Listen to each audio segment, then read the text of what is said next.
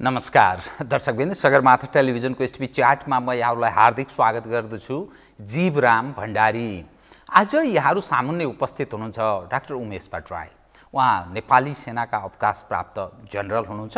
उहाँले कन्फ्लिक्ट म्यानेजमेन्टमा विद्यावारिधि गर्नुभएको छ। त्यस्तै डिफेन्स स्टडिजमा उहाँले मद्रासबाट मास्टर अर्थात् स्नातकोत्तर गर्नुभएको छ। उहाँसँग आज म मूलतः दुई तीनवटा विषयलाई केन्द्रमा राखेर कुराकानी गर्नेछु। नम्बर 1, हाम्रो छिमेकी देश भारत र पाकिस्तान बीच तनाव छ। दुर्घटनाहरू भएका छन्, केही मानिसहरू मारिएको कुरा आएको छ, एयरक्राफ्ट त्यसरी त्यो पनि झारिएको कुराहरू आएको छ। यो तनावले नेपाल सन्दर्भसँग जोडेर हेर्दा यसले सार्क क्षेत्रमा र खास गरी नेपाल जस्तो देशमा के इम्प्याक्ट पर्न सक्छ? 1, विश्वमा यस्ता गतिविधिले के सन्देश जान्छ? 2, त्यसै गरी एउटा ठुलो शक्तिशाली एउटा आणविक शक्ति सम्पन्न दुई देश अमेरिका र उत्तर कोरियाले सर्वोच्च शासक अमेरिकी राष्ट्रपति डोनाल्ड ट्रम्प र उत्तर कोरियाका सर्वोच्च शासक किम जोङ उन बीचको हनोईमा भएको वार्ता बिना निष्कर्ष टुङ्गिएको छ। यसको विश्वमा के इम्प्याक्ट पर्ला? अनि नेपालको सन्दर्भको कुरा गर्दा नेपालको आन्तरिक राजनीतिमा कतिपय रक्षासँग जोडिएर आएका विषयहरू छन्। विभिन्न देशका रक्षासँग सम्बन्धित अगुवा व्यक्तिहरू, मन्त्रीहरू, जनरलहरू नेपाल आएका छन् र शक्तिशाली ठानिएका, नेपालको सन्दर्भमा अझ महत्त्वपूर्ण ठानिएका व्यक्ति, ती देशहरूका सरकारवाला व्यक्तिहरूले विभिन्न विषय पनि उठान गरेका छन्। नेपालको आन्तरिक राजनीति उप टीका टिप्पणी पनि भएको छ। यो समग्र विषयलाई उहाँसँग आज म जोडेर कुराकानी गर्नेछु। सर्वप्रथम म उहाँलाई स्वागत गर्छु। स्वागत छ यहाँलाई। Thank you. अब म सिधै विषयमा प्रवेश गरेँ है। हाम्रो छिमेकी देश भारत र पाकिस्तान बीच तनाव छ। यो तनावको जुन अवस्था छ नि, यसले नेपाल जस्तो देशमा के इम्प्याक्ट पार्छ र त्यसको दूरगामी त्यो सरकारवाला देशमा चाहिँ के पर्ला र नेपाल सन्दर्भसँग जोडेर हेर्दा के पर्न सक्छ? मैले यहीँबाट सुरु गरेँ कृपया, त्यसपछि म अरू विषय क्रमशः उठान गर्छु कृपया। अब यसमा चाहिँ के छ भने सबभन्दा पहिला त यो साउथ एसिया हाम्रो घर हो हैन, भारतको पनि पाकिस्तानको पनि हाम्रो पनि। अब यो सार्क कन्ट्री भित्रकै कुरो हो। त्यसै हुनाले दुईटा कन्ट्री चाहिँ भिडेपछि डेफिनेटली हामीलाई समस्याहरू आउँछन् है। अब यसको चाहिँ नि डाइरेक्ट इम्प्लिकेसन पनि हुनसक्छ, इन्डाइरेक्ट पनि हुनसक्छ। जस्तो सबभन्दा पहिला पर्ने त के भन्दाखेरि भारतमा हाम्रो नेपालीहरू जागिर खान्छन् है।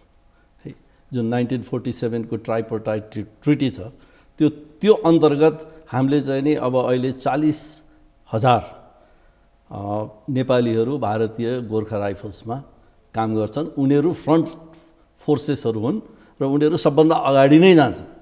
र उनीहरू जब लडाइँमा इन्भल्भ भइसकेपछि हामी अप्रत्यक्ष रूपबाट डेफिनेटली त्यसको असरहरू हामीलाई पर्छ, फ्यामिलीमा पर्ला होइन। भोलि गएर नेपालीको छोरो मर्न थालेपछि हामीलाई पनि पिर पर्छ। त्यो त्रिदेशीय जुन सम्झौता छ नि, नेपाल, बेलायत र भारत बीचको त्यो गोर्खा सेनाका सवालमा, त त्यसको प्रयोग भयो भने नेपाल कसरी प्रस्तुत हुने, त्यसको उल्लङ्घनको सवाल, त्यो विषयलाई चाहिँ कसरी हेर्ने? अब जब फौजमा हामीले पठाउँछौँ भनेर सन्धि गरेर पठाइसकेपछि उसले आफ्नो रक्षाको निम्ति आफ्नो पोलिसी अनुसार फौज प्रयोग गर्न पाउनु उसको अधिकारको कुरो हो होइन। अब तर त्यसमा के भन्दाखेरि वास्तवमा छोरो त नेपालकै हो नि। त्यसै हुनाले त्यसलाई भोलि असर परेपछि हामीलाई पनि असर त डेफिनेटली पर्छ। अब अहिले पाकिस्तानमा यता कता मिडियाहरूमा चाहिँ नि नेपाललाई गाली गरेको कुराहरू पनि सोसियल मिडियामा आइरहेछ। त्यो किन भनेको त भन्दाखेरि त्यही कुरो हो, किनभने फ्रन्ट फोर्समा गोर्खालीहरू नै छन्। गोर्खालीहरू वारियर ग्रुप हो। त्यो हिसाबले पाकिस्तानले चाहिँ नि साइकोलोजिकल्ली नेपालीलाई डिप्रेस गर्नको निम्ति त्यो किसिमको प्रोपोगन्डा युज गरेको पनि हुनसक्छ। यो इस्यु चाहिँ नि इम्पोर्टेन्ट छ जस्तो लाग्छ मलाई। लडाइँ त अब होला नहोला, अब अहिले त साधारण स्केलमा छ, फुल फ्लेज्ड वारको डिक्लेयर भएको छैन। अब भइहाल्यो भने चाहिँ नि ठुलो समस्याहरू आउँछ जस्तो लाग्छ मलाई। यहाँ अवकाश प्राप्त नेपाली सेनाका जनरल पनि भएको नाताले त्यस्तै यहाँको जुन विषय छ नि, कन्फ्लिक्ट म्यानेजमेन्टमा यहाँले विद्यावारिधि पनि गर्नुभएको छ साथै डिफेन्स स्टडिजमा यहाँले मद्रासबाट स्नातकोत्तर पनि गरेको। यो समग्र तस्बिर हेर्दा इन्डिया र पाकिस्तान बीच यो के लडाइँमै जान सक्ने सम्भावना देखिन्छ कि यो प्रारम्भिक जुन अवस्था छ नि छनकले के देखाउँछ?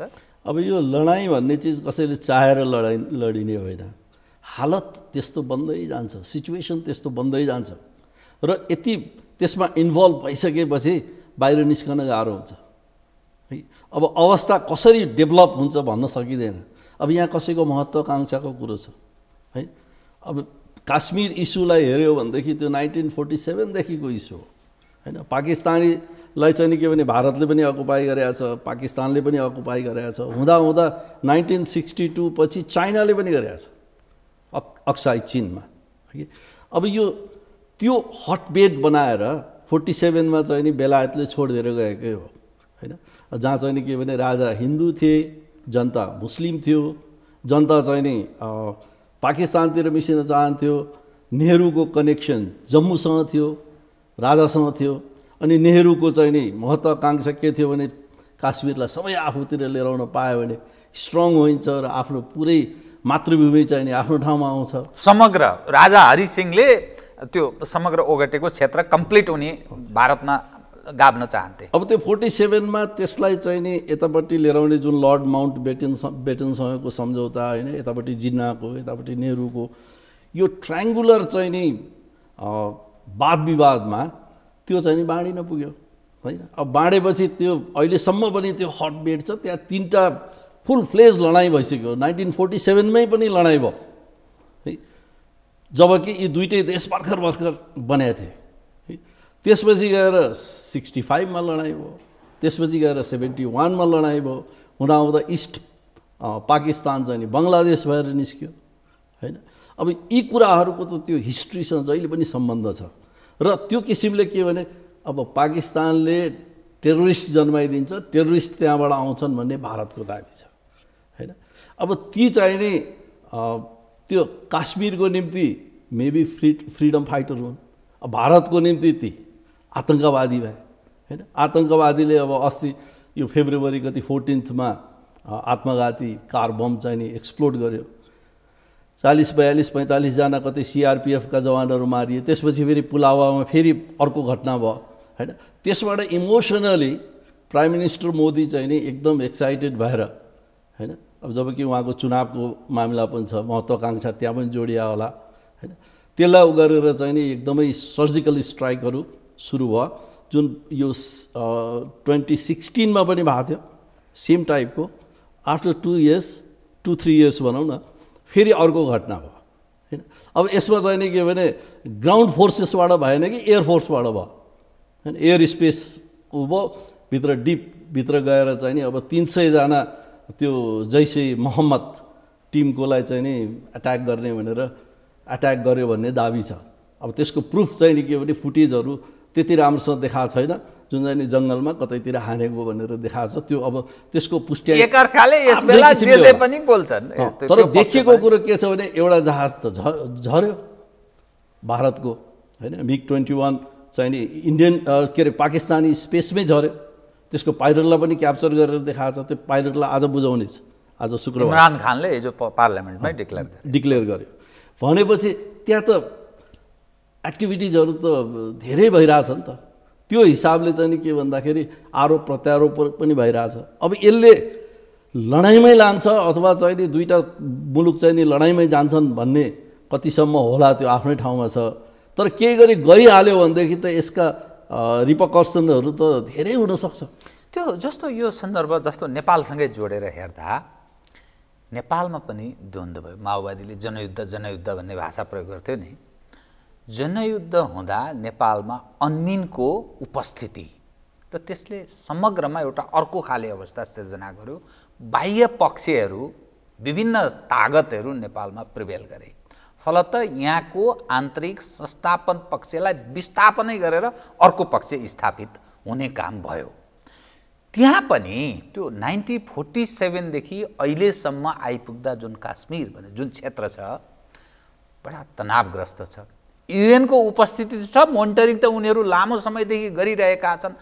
त कुनै त्यस्तो अवस्था जहाँ त्यो बाह्य पक्ष कुनै न कुनै ढङ्गले तेस्रो पक्ष या युएनले भूमिका सकारात्मक दिशातर्फ उन्मुख गराउने उद्देश्यले खेलिदियो भने यो क्षेत्रको शान्तिका लागि केही काम हुन सक्ने अथवा त्यस दिशातर्फ अघि बढ्न सक्ने सम्भावना कति देख्नुहुन्छ तपाईँ? एज अ कन्फ्लिक्ट म्यानेजमेन्टको एउटा तपाईँ असल विद्यार्थी पनि भएको नाताले मैले यो विषय उठाएको। यसमा हामीले एउटा के हेर्नुपर्छ भने 1948 को प्लेबिसिटको रेजोल्युसन, युनाइटेड नेसन्स सेक्युरिटी काउन्सिलको रेजोल्युसन अहिले पनि जिउँका त्यौँ छ। त्यसले चाहिँ नि त्यहाँ जनमत सङ्ग्रह गर्नुपर्छ र काश्मीरी जनताले निर्णय गर्न पाउनुपर्छ आफ्नो अधिकार, आफ्नो स्वतन्त्रता। हामी कतापट्टि बस्ने, पाकिस्तानतिर बस्ने वा भारततिर बस्ने वा हामी इन्डिपेन्डेन्ट हुने। अब त्यो चिज चाहिँ नि भारतले मानेन। पाकिस्तान त अहिले पनि त्यो इस्यु उठाइरहेछ। युनाइटेड नेसनमा हरेक चाहिँ नि एड्रेसहरूमा पाकिस्तानले त्यो इस्यु उठाउँछ। अब त्यो कुरालाई भारत बलियो छ र यो रिजनमा चाहिँ नि उसको उपस्थिति, ऊ चाहिँ नि स्ट्रङ कन्ट्रीमा आउँछ। उसको विभिन्न डिफेन्स एनालाइसिसहरू गर्यो भनेदेखि उसको बजेटहरू, उसको चाहिँ नि इकोनोमिक कन्डिसन, उसको मिलिट्री डेभलपमेन्ट यिनीहरू हेऱ्यो भनेदेखि भारत एकदमै स्ट्रङ छ। पाकिस्तान पनि स्ट्रङ नभएको होइन, होइन, दुईटै न्युक्लियर स्टेटहरू हुन्। अब उसले चाहिँ नि 1974 मा न्युक्लियर चाहिँ नि लियो भन्दाखेरि पाकिस्तानले 1998 मा लियो, जबकि 71 को वार इमिडिएटली पछि बेनजिर भुट्टोले हामी घाँस खाएर भए पनि न्युक्लियर चाहिँ नि स्टेट बन्नुपर्छ भनेर उहाँले प्रतिज्ञा गर्नुभएको थियो। एन्ड द्याट वाज फुलफिल्ड 1998 मा गएर, होइन। दुईटै न्युक्लियर स्टेट छन्। भोलि कुनै एउटा यस्तो स्थिति आयो न्युक्लियर वेपनहरू युज भयो, ट्याक्टिकल न्युक्लियर युज भए पनि समस्या आउँछ र फुल फ्लेज कुनै स्ट्राटेजिक टार्गेटहरूमा, होइन, इन्टरडिक्सन थ्रु अथवा चाहिँ नि कुनै ऊ अनुसार न्युक्लियर युज भयो भन्दै त होल विश्वलाई थ्रेट हुन्छ। त्यसो हुनाले त्यो हिसाबले एकदमै यो चाहिँ नि टिपमा छ यो अहिलेको यो लडाइँ, दुईटा न्युक्लियर स्टेटको लडाइँ हो। यसमा चाहिँ नि मिलिटरीली यसको यति फौज छ, यसको यति फौज छ, अथवा योसँग यति ट्याङ्क छ, त्योसँग यति ट्याङ्क छ, यति आर्टिलरी छ, यो कुराहरूकोले त्यति महत्त्व राख्दैन। महत्त्व केले राख्छ भन्दाखेरि बोथ आर न्युक्लियर स्टेट। अब त्यो अवस्थामा चाहिँ त्यो चाहिँ सुरक्षा कवच रहेछ कि न्युक्लियर हुनु चाहिँ यसले संसारको डिटरेन्स। किन भन्दाखेरि तर्सिन्छ नि के त्योसँग छ, ठोकिदियो भने त ठोके हुन्छ भने। अब हेऱ्यो भनेदेखि के छ भने भारतको चाहिँ नि अग्नि 5 उसले टेस्ट गरिसक्यो, होइन। त्यो चाहिँ नि इन्टरकन्टिनेन्टल ब्यालिस्टिक मिसाइलकै रेन्जमा पर्छ, जसले चाहिँ के भने 5000 किलोमिटरसम्म मार हान्न सक्छ। अब पाकिस्तानसँग हेऱ्यो भने उसँग शाहिद 3 छ, 2 छ जस्तो लाग्छ मलाई, 3 बनाइसकेको छैन, 2 छ, जसले चाहिँ नि 2000 किलोमिटर हान्न सक्छ। भनेपछि त उसले इस्लामाबादबाट अथवा उसको कुनै पनि बोर्डर एरियाबाट उसले इन्डियाको मेजर सिटिजहरूमा ब्यालिस्टिक मिसाइल खसाल्न सक्छ। इन्टरकन्टिनेन्टल नहोला त्यो, तर इन्टर कन्ट्री त हुन्छ नि। त्यो हिसाबले त एकदमै डेन्जरस अवस्थामा छन् यिनीहरू। अब यो चिज चाहिँ के भने भारतलाई पनि थाहा छ, पाकिस्तानलाई थाहा छ, तर आफ्नो पोलिटिकल गेनको निम्ति यो मिलिटरी डेभलपमेन्ट र यो लडाइँ, यो एयर स्पेसमा यो कन्फ्लिक्ट, यो चाहिँ नि पोलिटिकल गेनको निम्ति यसलाई युज गरिरहेछन् दुबईले। त म भन्दिनँ, इमरान खानले त ऊ त रक्षामा छ, डिफेन्सिभ पोजिसनमा छ। यहाँ चाहिँ के भने मोदीको महत्त्वाकांक्षा देखिरहेछ, होइन। चुनाव पनि आउँदैछ। अब जुन किसिमले टेबल टक गरौँ भन्ने कुरा गरेको छ त्यो इमरान खानले गरेको छ, पाकिस्तानको प्रधानमन्त्रीले गरेको छ, प्रधानमन्त्री मोदीले गरेको छैन। भनेपछि यसको समस्याको समाधान भने त टेबलबाटै हुने हो। कुनै पनि लडाइँ, कुनै पनि ठुल्ठुलो विश्वयुद्ध नै किन नहोस्, यसको समस्याको समाधान भने त टेबलमै हुन्छ। तर नेपाल सन्दर्भ जोडेर हेर्दा नि त्यो तहको लडाइँ देश अर्थात् एउटा देश खाइदिएको स्थिति पनि थिएन। इन्टरनल द्वन्द्वमा बाह्य पक्ष त नेपालमा हाबी भएर आयो। त के देखिन्छ त युएनको भूमिका, शक्तिशाली देशमा उसको भूमिका सुन्ने, कमजोरमा चाहिँ उही गाउँमा भन्छ नि कमजोरको सबैकै भाउजू भने जस्तो, त कमजोरको चाहिँ सबैको त्यस्तो हुने स्थिति भएको हो भने विश्व कसरी विश्वमा यसले आफ्नो भूमिका निर्वाह गरेको छ, गर्ला भन्ने आश गर्ने? त्यो देशको सोभरेन्टी उपरको कुरा, किनभने स्वयं युएनका सदस्य राष्ट्रहरूमाथि नै भेद त देखिन्छ। भेद त सेक्युरिटी काउन्सिलबाटै देखिन्छ, जबकि त्यो 5वटा चाहिँ नि भिटो कन्ट्रीहरूले यिनीहरूले नै डिसाइड गर्ने हुन्छ सबै चिज। कसैले केही चाहिँ नि प्रपोजल लिएर आयो भने यो हुँदैन भनेर भनिदिएपछि त्यो सक्यो। भनेपछि त्यो युनाइटेड नेसन भनेकै त्यो चाहिँ नि ठुला अर्को हो है। तर उनीहरूलाई अब कतिपय ठाउँहरूमा उनीहरूले जिम्मेवारी राम्रैसँग निभाए पनि देखिन्छ, कुनै ठाउँमा चाहिँ नि स्वार्थले गर्दाखेरि त्यो जिम्मेवारी निभाउन नसकेको अवस्था पनि छ। अब जस्तो काश्मीरको केसमा लियो भनेदेखि त्यो प्लेबिसिटको जुन निर्णय थियो 48 को, त्यो त आखिरमा इम्प्लिमेन्ट भएन नि। त्यसपछि अहिले आएर के भने मोनिटरिङ जति राख्यो त्यो आफ्नो ठाउँमा छ, त्यसले मोनिटरिङ गरिरहन्छन्। अहिले पनि यति सेल यसले फायर गर्यो, यसले यति गर्यो, या यति चाहिँ नि छिरे आतङ्ककारीहरू, अब सोकल्ड आतङ्ककारी छिरे यिनले यति यति नोक्सान गर्यो, त्यो रिपोर्टिङ बाहेक अरू त केही पनि गर्न सकेका छैन। अब अहिले अवस्था बिग्रियो। अब बिग्रदै गएपछि युनाइटेड नेसनमा फेरि चाहिँ डिस्कसन भइरहेछ। यहाँ एउटा अलिकति कस्तो देखिन्छ भने विरोधाभास जस्तो देखिन्छ कि, जस्तो भारतको सामिप्यता वेस्टर्न कन्ट्रीहरूसँग अलि स्पेसल टाइपको, खास गरी सोभियत सङ्घको विघटन पश्चात अमेरिकासँगको सामिप्यताको कुरा गर्छन् मानिस। पाकिस्तान वेस्टर्नहरूसँग पनि त्यो रणनीतिक हिसाबले त्यो मुस्लिमहरूलाई कुनै न कुनै ब्यालेन्स गर्नका लागि पश्चिमाहरू पाकिस्तानसँग विशेष सम्बन्ध नै राख्छन्।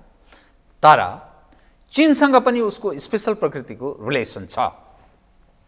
अनि त्यो विश्व सन्दर्भसँग जोडेर हेर्दा त्यो उनीहरूले हेर्ने दृष्टिकोण अनि यो क्षेत्रको असुरक्षा, किन नेपाल जस्तो सानो देश जसले आफ्नो खास भूमिका त्यस्तो निर्वाह पनि गर्न सकेको छैन, सारा शक्तिशाली देशका मानिसहरू आउँछन्, एउटा सामान्य सहसचिव उपसचिव तहका मान्छे आउँछन्, फुर्ती गर्छन्, हाम्रा नेताहरू वार ती वाह वाह वाह भन्छन्, त्यसैकै पछि लाग्छन्। त हाम्रो जस्तो क्षेत्रमा त्यसको नकारात्मक असर, हामी जस्तो मुलुक जो सार्वभौम सत्ता सम्पन्न हामी भनेर त भन्छौँ, त्यो निर्वाह गर्न सक्नेको अवस्थासँग जोडेर हेर्दा हामी कुन रूपमा प्रस्तुत हुन सक्नुपर्छ? किनभने सार्कको फेरि हामी छौँ त अध्यक्ष नै छौँ, भलै भूमिका के निर्वाह गरेर आउँछु त्यो अर्को प्रश्नको रूपमा छ। कसरी हेर्ने जर्छ अब यसलाई? अब एकदम तपाईँको प्रश्न यति सान्दर्भिक छ, यो झन्डै पाकिस्तान र नेपाललाई तुलना गर्न मिल्छ।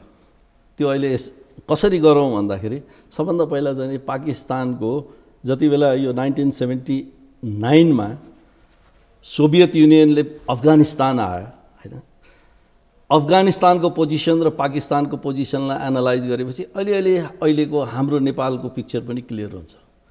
अब 79 मा सोभियत युनियन किन आयो भन्दाखेरि अफगानिस्तान एकदम स्ट्राटेजिक पोजिसनमा थियो है, यतापट्टि साउथ एसिया, उतापट्टि गएपछि मिडल इस्ट है। र यो मुस्लिम कम्युनिटी इस्लामिक स्टेटहरू चाहिँ नि जुन किसिमले इमर्ज गरिरहेको थियो, ओइल रिच थिए हैन, त्यसको निम्ति चाहिँ नि अब अनि पाकिस्तान अलाइड टु युएसएसँग नजिक थियो। जस्तो 71 को वारमा पनि युएसएले पुरै सपोर्ट गर्यो, इन्डियालाई चाहिँ नि सोभियतले सपोर्ट गर्यो। अब त्यो हिसाबले 79 मा जब सोभियतको उपस्थिति चाहिँ नि अफगानिस्तानमा थियो, त्यति बेला अमेरिकनले भरपुर मात्रामा पाकिस्तान प्रयोग गर्यो हैन। र त्यसपछि गएर के भयो भन्दाखेरि अफगानिस्तानमा सोभियत सङ्घसँग उसको टसल पनि भइरह्यो। तर कस्तो भन्दाखेरि यसलाई लो इन्टेन्सिटी कन्फ्लिक्टको रूपमा लिउँ। त्यति बेला लो इन्टेन्सिटी कन्फ्लिक्ट, मिडल र हाई इन्टेन्सिटी भन्ने कन्सेप्ट थियो। अमेरिकनले बेला बेलामा यो कन्सेप्टहरू चेन्ज गर्छ, त्यो किसिमको थियो र उसले पाकिस्तानबाट लड्यो। पछि गएर जब सोभियत विथड्र भयो त्यसपछि चाहिँ अर्को इरा सुरु भयो बिस्तारै। पाकिस्तानले पनि तालिबानहरू बनाउँदै गयो अनि अफगानिस्तानमा आफ्नो पहुँच चाहिँ नि प्रेजेन्स गर्दै गयो। वास्तवमा पाकिस्तानले पनि अलिकति डर्टी गेम पनि खेलेको छ त्यहाँ।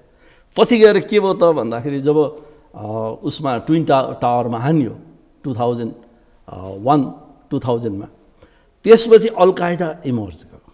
अनि अल कायदाले जब अफगानिस्तानमा आफ्नो प्रेजेन्स गर्यो, त्यहीँबाट ट्रेनिङ गरेर उसले चाहिँ नि धेरै नोक्सानीहरू गर्यो भनेपछि अब अमेरिकाको चाहिँ नि इन्ट्रेस्ट पाकिस्तानमा घट्यो र पाकिस्तानलाई युज गर्न खोज्यो। तर इस्लामिकलाई त्यहाँ चाहिँ नि हान्नुपर्ने भयो हुनाले पाकिस्तानले त्यति सपोर्ट गरेन अमेरिकनलाई।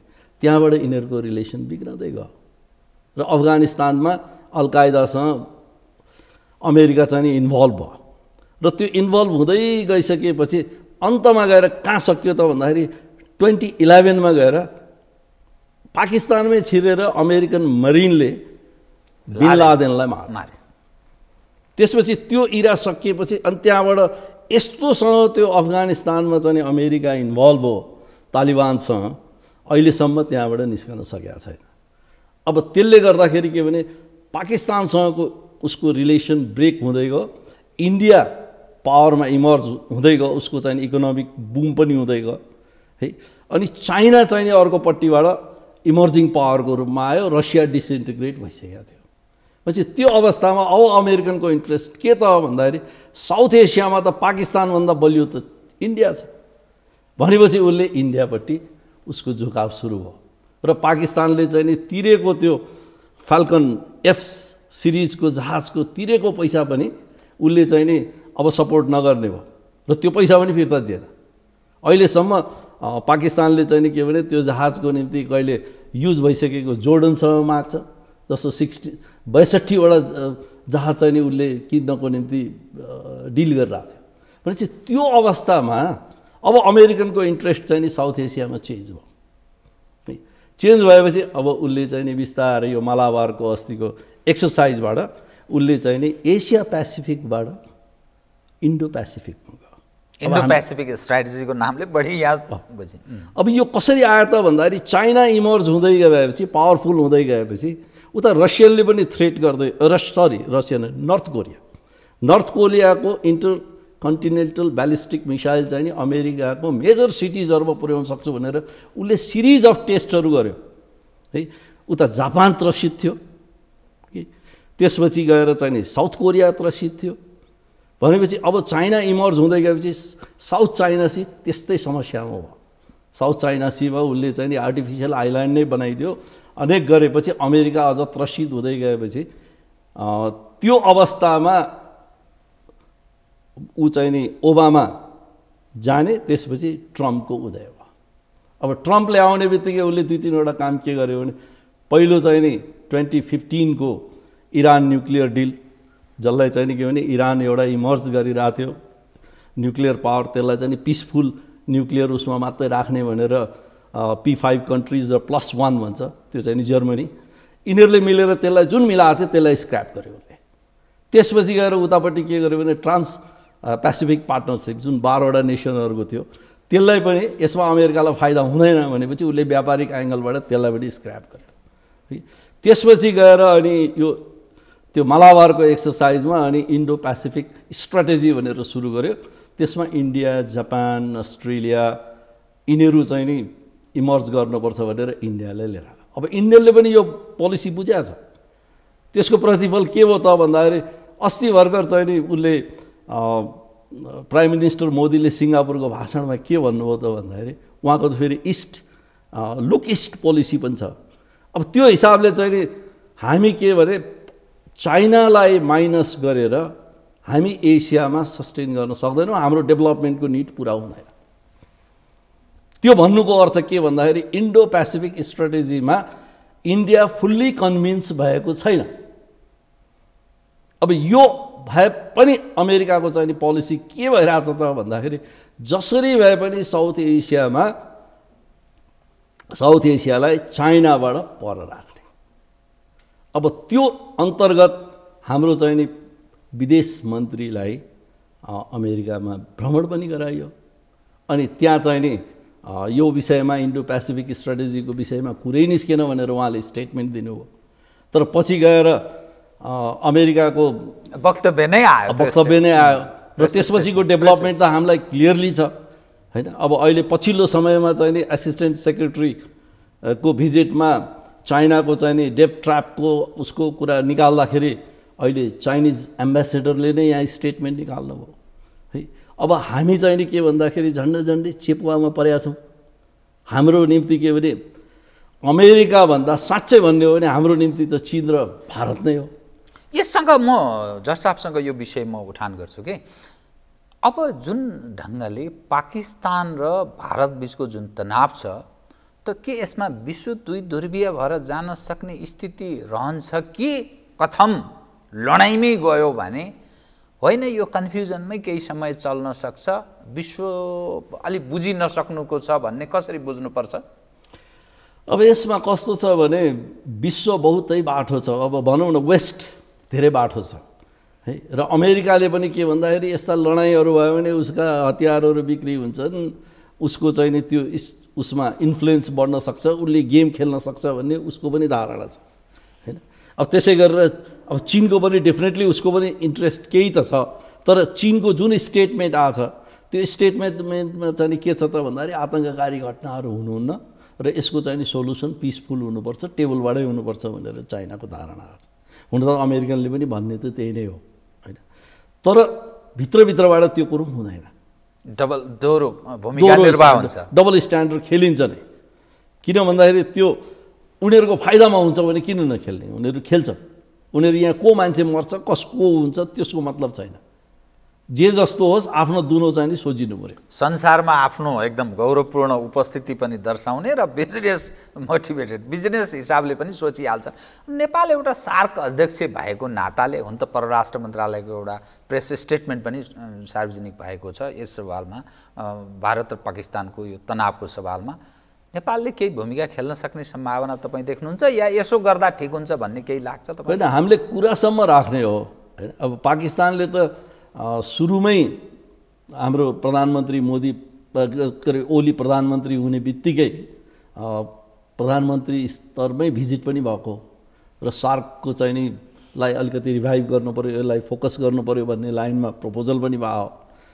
तर त्यसमा चाहिँ नि के भन्दाखेरि अब मुख्य कुरो के भने बिरालोको घाँटीमा घण्टकलले झुन्ड्याउने भन्ने कुरा आउँछ।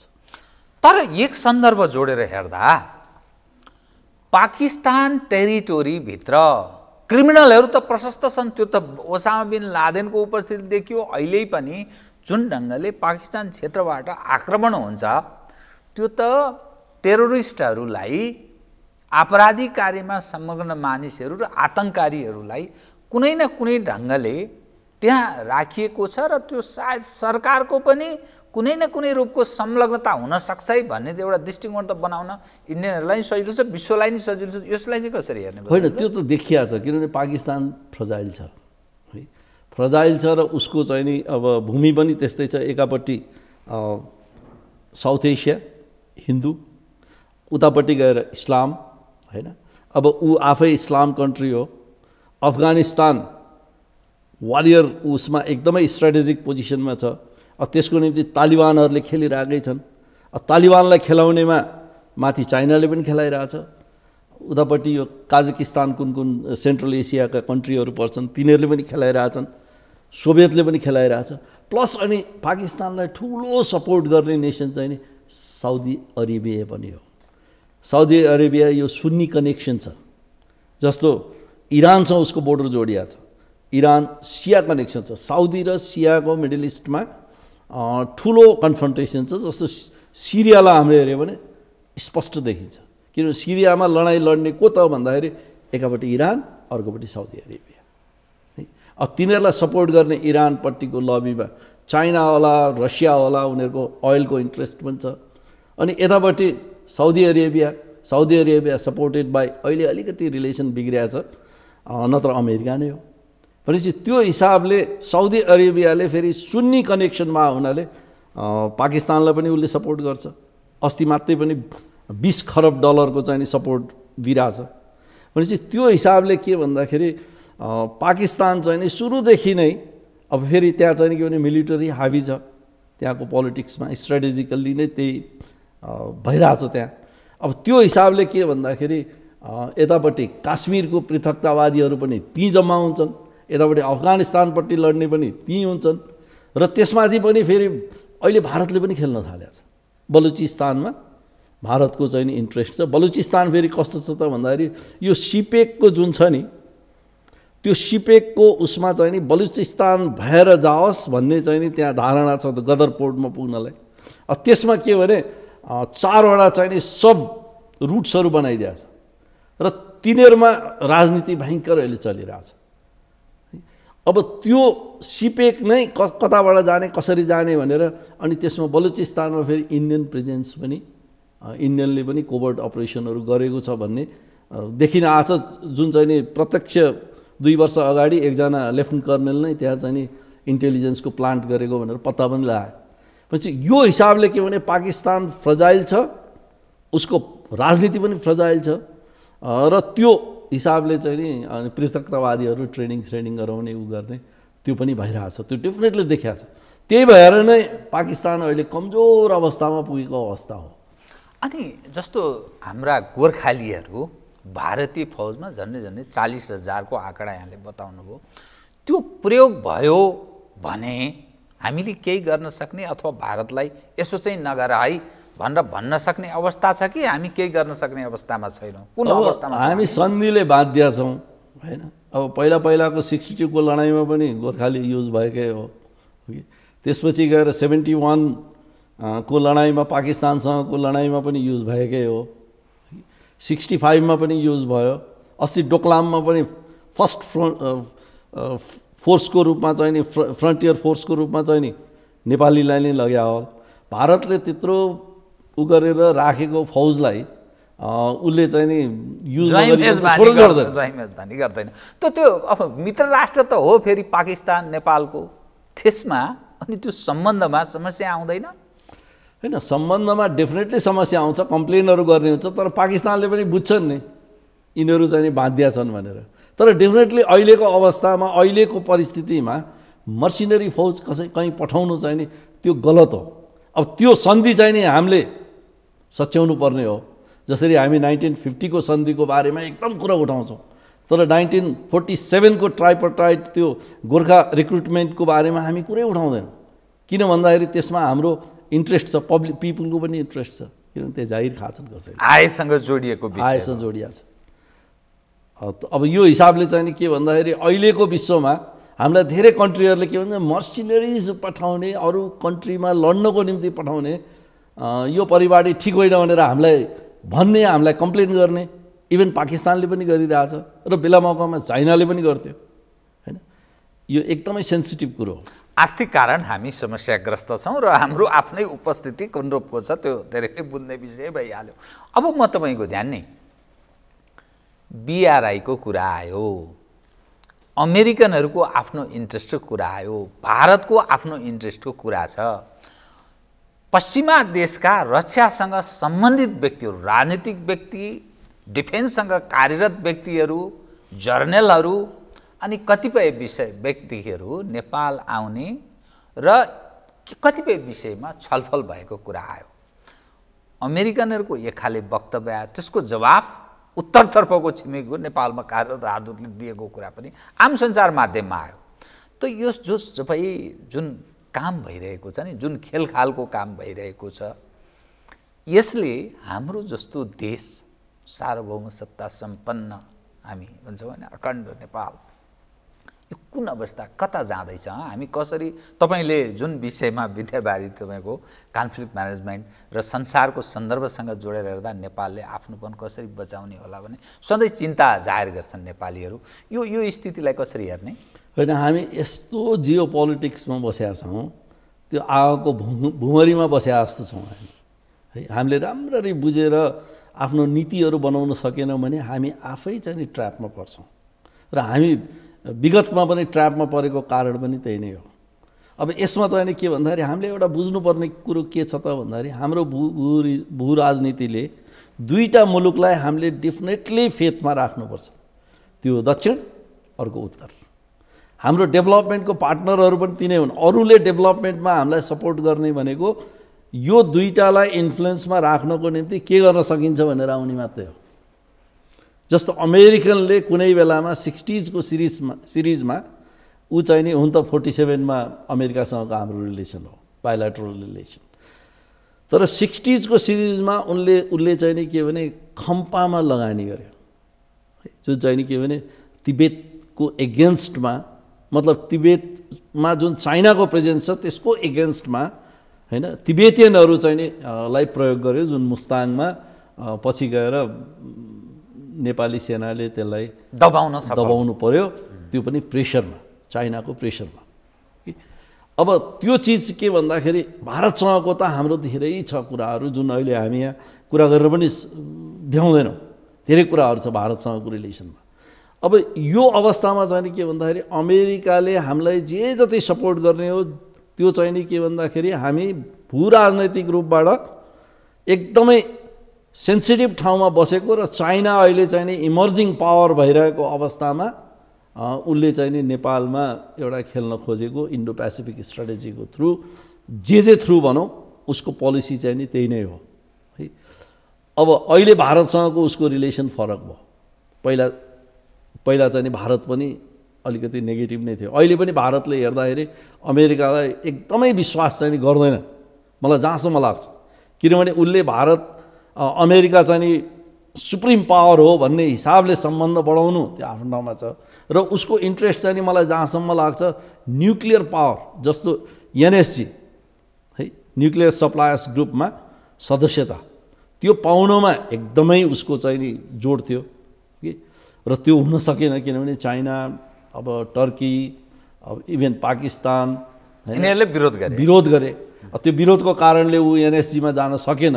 तर उसले एउटा ठुलो उपलब्धि चाहिँ नि अमेरिकनसँग यो G7बाट ल्याएको छ, त्यो हो MTCR है मिसाइल टेक्नोलोजी कन्ट्रोल रिजाइन, जुन चाहिँ नि इभन चाइनासँग पनि छैन है।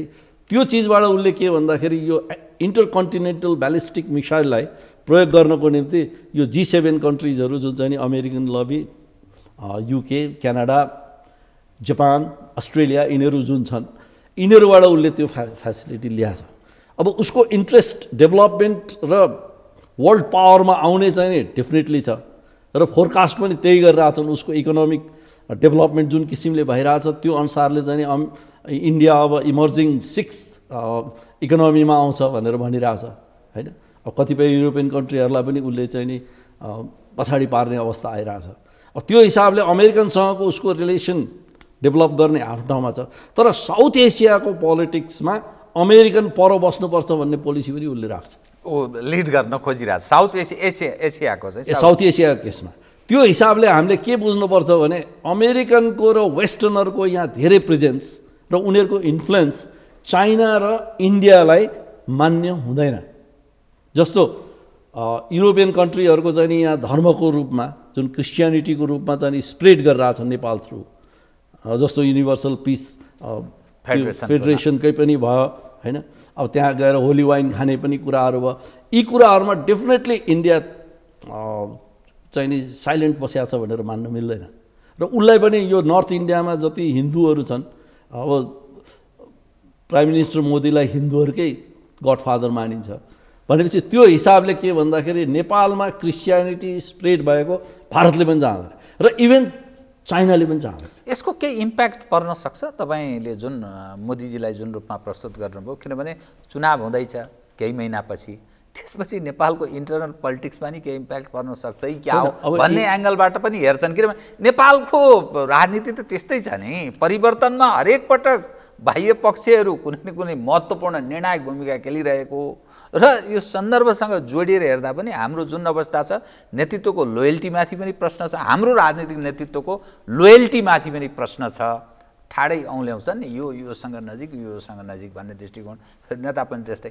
अनि एकदम खेलखालका विभिन्न तत्त्वहरू बाह्य पक्षहरू जसरी भूमिका निर्वाह गरिरहेछन् त्यो प्रति यसो हेर्दाखेरि के देखिन्छ त्यो विषयलाई चाहिँ? होइन, यसमा अब एउटा कुरा छोटकरीमा स्पष्ट के देखिन्छ भने काङ्ग्रेस आएको सरकार हुँदाखेरि त्यति बेला चाहिँ नि जुन किसिमले माइक्रो म्यानेजमेन्टमा नेपालको चाहिँ नि नेपालमा उसको उपस्थिति देखाउँथ्यो है। अब अहिले पनि त्यो स्टेज त नभएको होइन, तर मोदी आइसकेपछि मोदीले चाहिँ नि डाइरेक्टली नेपालको डिसिजन मेकिङमा असर पारेको भनेर देखिने ठाउँमा गरेका छैन। तर उसको उपस्थिति छैन यहाँ हुँदैन भन्ने कुरो होइन। किन भन्दाखेरि हामीहरूको कल्चरै त्यही किसिमले डेभलप भएको छ। यहाँ राजाले पनि राजाको पालामा पनि त्यही नै हुन्थ्यो र पछिको समयमा नि त्यही भयो र अहिले पनि के भन्दाखेरि अलिकति देखाउनलाई हामी इन्डिपेन्डेन्ट छौँ भनेर कम्युनिस्ट सरकारले त्यो देखाए पनि कहीँ न कहीँ गएर यो ठोकिन्छ किनभने हाम्रो भू राजनीति नै त्यही किसिमको छ। र हामीले चाहिँ नि के भने एउटा बुझ्नुपर्ने के छ भने अमेरिकन टाढा छ होइन, वेस्टर्नरहरू पनि टाढा छन्, तिनीहरूले हामीलाई पोल्युट गर्ने हो कि र जुन चिज भइ पनि रहेछ है, जुन किसिमले रुवान्डामा के भयो हुत्सु र तुत्सीको बेल्जियमले कस्तो गेम खेल्यो र पछि गएर त्यत्रो द्वन्द्व हुँदाखेरि उसले गोरा छाला मात्रै लिएर गयो, सबै कालाहरू चाहिँ मरे, बर्बाद गर्थे। त्यो अवस्था नेपालमा आउँछ कि भन्ने डर अहिले एकदमै छ। सिरियस गम्भीर रूपमा नेपाली नेतृत्व पङ्क्ति प्रस्तुत हुन सक्नुपर्छ। म कार्यक्रमको ठिक अन्त्यमा आएँ। अमेरिकी राष्ट्रपति डोनाल्ड ट्रम्प र उत्तर कोरियाका सर्वोच्च नेता किम जोङ उन बीचको वार्ता, हनोईमा भएको वार्ता बिना निष्कर्ष टुङ्ग्यो, अर्थात् विफलै भयो भन्ने दृष्टिकोण पनि कतिपय राख्छन्। अब यसले संसारमा पर्न सक्ने प्रभाव नेपाल जस्तो यस्तो अवस्थामा रहेको देश, जहाँ साँच्चै संसारमा केही न केही समस्या आयो भने हामी जस्ता देशहरू कसरी आफ्नो सार्वभौमिकता बचाउँला भन्ने एकखाले काहीँ न काहीँ ब्याकअप माइन्डमा मान्छे राख्छन् पनि। त्यो के कसरी हेर्नुपर्छ, हामी कसरी प्रस्तुत हुनुपर्छ, विश्व सन्दर्भसँग जोडेर हेर्दा हाम्रो जस्तो क्वालिटीको नेताहरू भएको देशमा फेरि हाम्रा जुन खालका डिफेन्स, सेक्युरिटी, प्रशासक, यी सबै मानिसहरूको त्यो उपस्थिति यसो हेर्दाखेरि शङ्काको दायरामा हेर्ने त्यस्तो परिस्थितिमा हामी प्रवेश गरेका छौँ। यहाँसम्म आइपुग्दा हामीले के धारणा बनाउनुपर्छ, खास गरी जिम्मेवार नेपाली मानिसलाई तपाईँ के भन्न चाहनुहुन्छ? अब नर्थ कोरिया र अमेरिकाको तुलना गर्दाखेरि है, अब नर्थ कोरिया चाहिँ कस्तो भन्दाखेरि अलिकति अलुफ पर बसेको, अनडेभलप्ड त्यही भनिन्छ नि, तर वास्तवमा त्यो छैन, भित्रभित्र छैन। किन भन्दाखेरि यसलाई पुरा सपोर्ट चीन र उसको रसियनको छ र यसले चाहिँ जुन किसिमले इन्टरकन्टिनेन्टल ब्यालिस्टिक मिसाइल बनाएर अमेरिकनलाई पनि एउटा चाहिँ नि डोमिनेटिङ पोजिसनमा आयो। त्यसबाट के भने अमेरिकन वार्ता गर्नलाई उसँग चाहिँ नि दुईटा, सिङ्गापुरमा पहिला, त्यसपछि हनोईमा अहिले भयो। अब त्यो वार्तामा उसलाई के चित्त बुझेन, ऊ उठेर हिँड्यो है। अब त्यहाँ चाहिँ नि के भने ट्रम्प वास्तवमा भन्ने हो भनेदेखि ऊ राजनीतिज्ञ होइन, ऊ व्यापारी हो। उसले कस्तो किसिमले हेऱ्यो त भन्दाखेरि म साधारण तरिकाले यसलाई ठाउँमा लिएर आइहाल्छु नि, यसको चाहिँ नि यो न्युक्लियर जुन बनाउने ऊ छ त्यसलाई चाहिँ नि म रोक्न लाउँछु अनि सबै चिज गर्छु भन्दाखेरि उसले सिम्पल के भने मेरो स्याङ्सन, मलाई लगाएको स्याङ्सन हटाइदेऊ। अब त्यो चिज ऊ गर्न सक्दैन भनेपछि नेगोसिएसनमा जाँदाखेरि त म कतिसम्म छोड्न सक्छु, उसले कतिसम्म छोड्छ हैन। त्यो छोड्ने कुरा र दिने कुरामा हुने हो नेगोसिएसन। अब ऊ आफू केही पनि छोड्न नचाहने, स्याङ्सन यथावत राख्ने, उसको चाहिँ नि के भन्दाखेरि त्यो न्युक्लियर टेस्टहरूको उसले जुन आफ्नो पावर बनाउनको निम्ति उसले जुन गरिरहेछ त्यसमा चाहिँ उसलाई छोड्दै भनेर जाँदाखेरि त ऊ त मान्दैन, किनभने उसको ब्याकिङ पनि त स्ट्रङ छ नि। He is backed by China अनि रसिया भनेपछि उसले उठेर हिँड्दियो। भनेपछि सानो कन्ट्री र ठुलो कन्ट्रीको कुरा आउँदैन यहाँ। कुरा के आउँछ त भन्दाखेरि को कति पावरफुल छ भन्ने कुरा आयो, त्यहाँ पावरको कुरा आयो। जोसँग न्युक्लियर पावर छ त्यो शक्तिशाली हुँदो रहेछ अहिलेको सन्दर्भमा। त्यही भएर जनसङ्ख्याको हिसाबले त खास के छ, पाकिस्तानले त्यही भएर 1972मा 71मा जब इस्ट पाकिस्तान चाहिँ नि टुक्रियो र जुन किसिमको हार बेहोर्नु पर्यो, त्यसपछि बेनजिर भुट्टोले त्यसै भने त होइन रहेछन् नि, हामीले घाँस खाएर भए पनि न्युक्लियर पावर चाहिँ नि एचिभ गर्नुपर्छ भनेर रहेछ नि। अहिले इन्डियालाई सबभन्दा ठुलो डरै त्यही छ नि, नत्र त उसलाई त उसले त मजासँग पेलिदिने अवस्था थियो नि त। भनेपछि त्यो जबसम्म आफ्नो शक्ति आर्जन गरिँदैन अर्कोसँग लड्न सकिँदैन। जबसम्म त्यो त चाणक्यको नीतिमा पनि छ है, चाणक्यले पनि भनेका छन् आफू शक्तिशाली भएपछि मात्रै शत्रुसँग जोरी खोज, होइन भनेदेखि तिमी सानै भएर बस। अनि हामी चाहिँ कहाँ छौँ त? यो संसारमा जुन खालको अवस्था छ एकदम छोटकरीमा आधा मिनटमा सक्दैनौँ त? अब हाम्रो चाहिँ भूमिका संसारमा अथवा हाम्रो देशको उन्नयनका लागि, गौरव बढाउनका लागि हाम्रो नेतृत्व पङ्क्तिले केही भूमिका निर्वाह गरे। यसमा कस्तो भन्दा मिलिट्री माइट मात्रै सबै चिज होइन, पोलिटिक्स एउटा टुल हो। पोलिटिक्सको पनि अर्को चाहिँ के भने पाटो भनेको फरेन पोलिसी हो। विभिन्न पोलिसीबाट पोलिटिक्स बन्या त हो नि। त्यो हिसाबले के भन्दाखेरि आफ्नो नीतिहरू स्ट्रङ बनाउनु पर्यो, त्यसमा अडिग रहनु पर्यो, धेरै सोचेर बनाउनु पर्यो, घरिघरि त्यसलाई परिवर्तन गर्न भएन है। र त्यो मेसेज चाहिँ नि के भने नेबरिङ कन्ट्रीमा स्ट्रङली जानु पर्यो कि यो कन्ट्री अब स्टेबल छ, बलियो छ, यसको नीतिहरू राम्रा छन् र अब हामीले चाहिँ इकोनोमीमा यसलाई सपोर्ट गर्नुपर्छ र हामीले पनि केही कमाउनुपर्छ, उसले पनि कमाउनु खोज्छ नि। त्यो किसिमको हामीले चाहिँ मेसेज दिन सक्यो भने हामी इकोनोमिकल्ली पनि राइज गर्छौँ। इकोनोमिकल्ली राइज हुने बित्तिकै मिलिटरी सबै चिज हुन्छ, भइहाल्छ।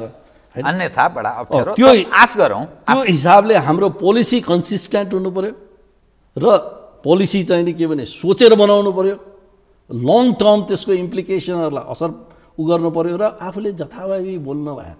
एउटा फोरममा गयो एउटा चिज बोल्ने, अर्को ठाउँमा गयो अर्को ठाउँमा। कन्सिस्टेन्सी, एकरूपता कायम हुनु। लोटा भन्छौँ नि हामी, लोटाको पिँध यदि राम्रो छैन भने पिँध बिनाको लोटा हुनु भएन। हस् जर साहब, कार्यक्रममा आइदिनु धन्यवाद छ है यहाँलाई। Thank you. आदरणीय दर्शकवृन्द, उहाँ हुनुहुन्थ्यो डाक्टर उमेश भट्टराई, अवकाश प्राप्त जनरल नेपाली सेनाका। म लगायत मेरो सम्पूर्ण युनिटलाई कार्यक्रमबाट बिदा दिनुहोस्, तर सगरमाथा टेलिभिजन हेर्दै रहनुहोला। नमस्कार।